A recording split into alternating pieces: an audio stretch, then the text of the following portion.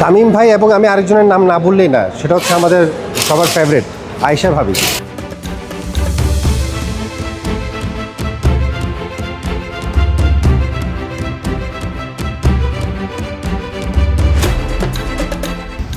তখনই ইন্টেরিয়ারের ব্যাপার স্যাপার আসে, কারণ ভাবি কিন্তু ইন্টেরিয়ার ব্যাপারে বেশ এক্সপার্ট, মানে ভালোই এক্সপার্ট এবং নলেজ, অনেক নলেজ। কোথায় কী টাইলসের কালার হবে, ওনার চেয়ার কীরকম হবে, ফার্নিচার কীরকম হবে, লেআউট কীরকম হবে। তামিম ভাই দ্য ডে উনি আমাকে কল করলো, বললো ভাই দেখেন আমরা চিটাগংয়ে একটা ইয়ামাহার শোরুম করতে চাই। আমি একটু চিন্তা করলাম, মানে তামিম ভাই ইয়ামাহার শোরুম করবে, মানে এটা তো, কারণ উনি তো ক্রিকেট, আমরা ওনাকে চিনি অ্যাজ এ স্পোর্টসম্যান হিসেবে।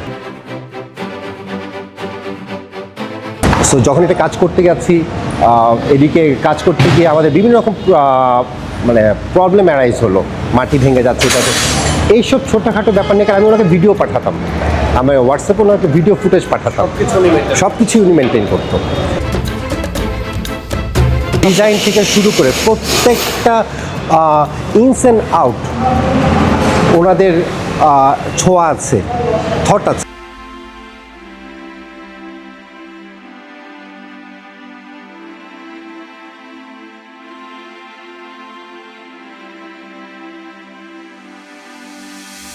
এইখানে হচ্ছে কি আমাদের 28 মোটরসের সার্ভিস সেন্টার, যেখানে আমরা সব modern equip automated service provide করছি, এবং মোস্ট অফ দ্য এমপ্লয়িজ আর আপনার ট্রেন বাই ইয়ামাহা।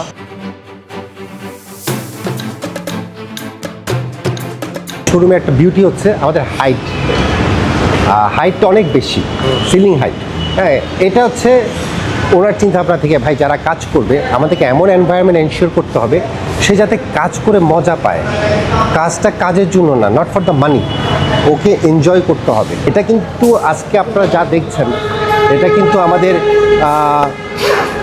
তামিম ভাই এবং আমি আরেকজনের নাম না বললেই না, সেটা হচ্ছে আমাদের সবার ফেভারিট আয়েশা ভাবি।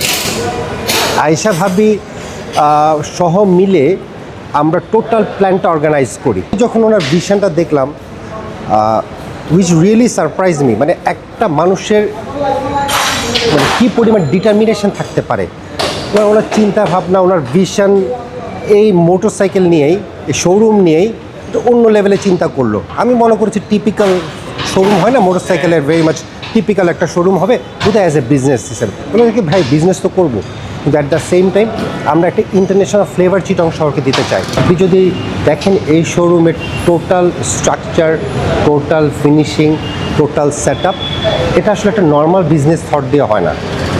উনি বিয়ন্ড দ্য নলেজ, মানে বিয়ন্ড দ্য বাউন্ডারি গিয়ে এটা চিন্তা করেছে, আউট অফ দ্য বক্স, যে কারণে আজকে আমরা এই সেট আপটা দাঁড় করিয়েছি।